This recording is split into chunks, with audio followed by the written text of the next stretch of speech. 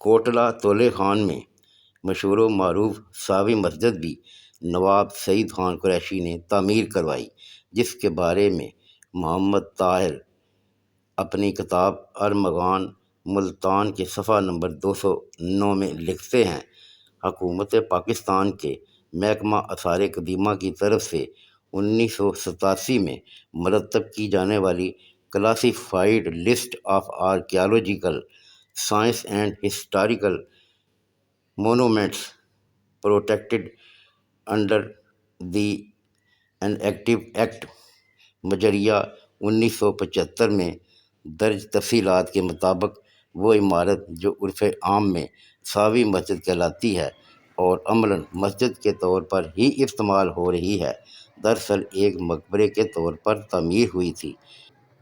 ڈوم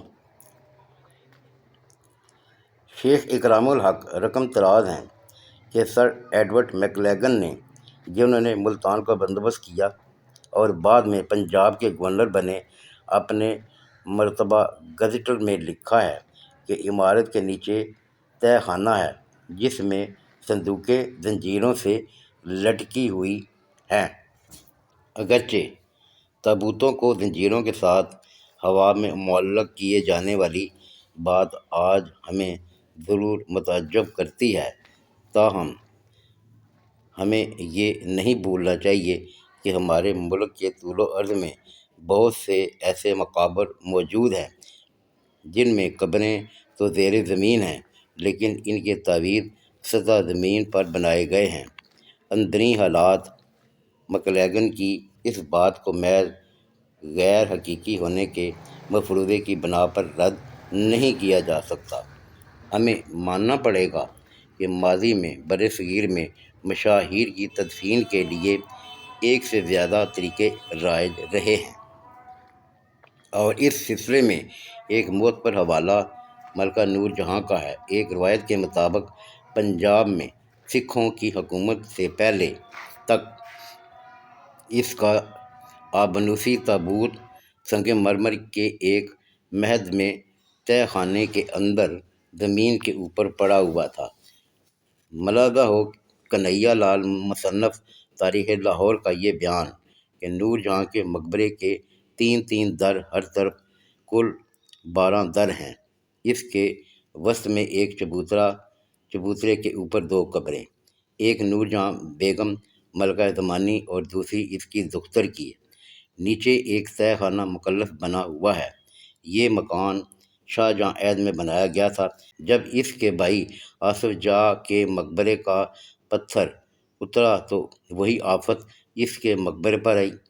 سب پتھر مہاراجہ رنجیت سنگھ کے حکم سے اتار دیا گیا۔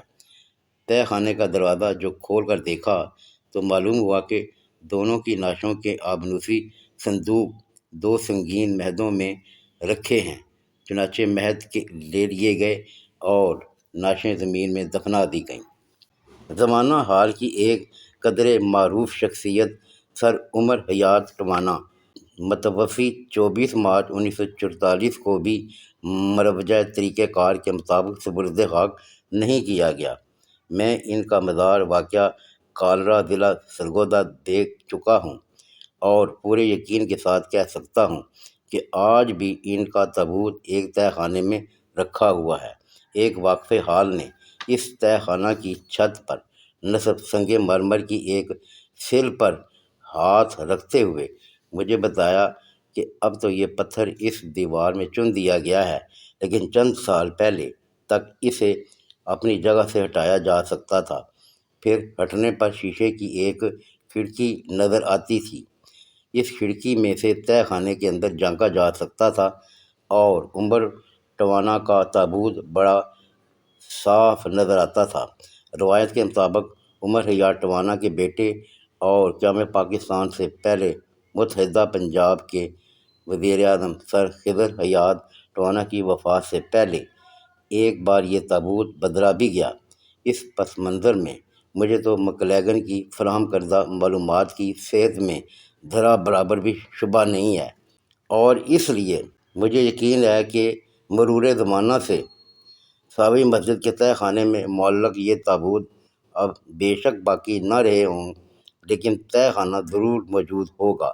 تاہم جب میں کوٹلہ تولے خاں کی رہائشی اپنے ایک سابقہ رفیق کار اقبال بھٹا کے ہمراہ وہاں پہنچا تو یہ دیکھ کر حیران رہ گیا کہ اب اس میں سے کچھ بھی باقی نہیں بچا، بلکہ آثار قدیمہ خود اسے مسجد قرار دے رہا ہے جب نواب سعید خان قریشی نے تعمیر کی تھی۔ آپ کو یقین نہ آئے تو ملاحظہ فرما لیجئے اس محکمہ کی طرف سے نصب بورڈ پر لکھی ہوئی یہ عبارت، جس کا عنوان ہے ساوی مسجد۔ یہ مسجد نواب سعید خان قریشی نے، جس کا تعلق شاہ جہاں اور اورنگزیب کے عہد سے تھا، تعمیر کرائی۔ دور چبوترے پر تعمیر یہ مسجد پچی کاری کے خوبصورت نمونوں اور دلکش گلکاری کی ایک نمایاں مثال ہے۔ محراب اور دیواری چوکھٹوں پر قرآنی آیات منقش ہیں، جبکہ صحن میں واقع قبر پر فارسی تحریریں کندہ ہیں۔ گولائی میں مہارت سے بنائے گئے اور روغنی ٹائلوں سے آراستہ برجوں کے آخری سرے گنبد نما ہیں۔ روغنی ٹائلوں پر خط نسق ظفر اور خط نستعلیق میں منقش عبارات فن خطاطی کے انتہائی عروج کی نمایاں مثال ہے۔ کچھ لالا